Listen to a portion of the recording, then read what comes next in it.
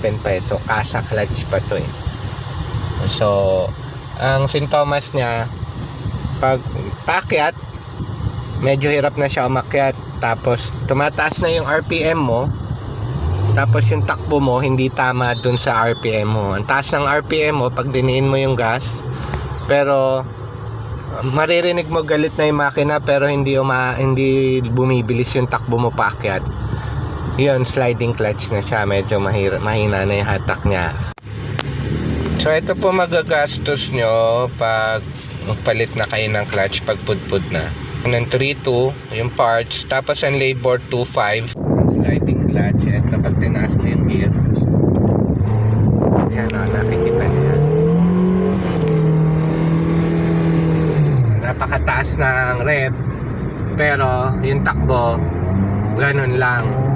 So yun, sliding clutch na yan ibig sabihin.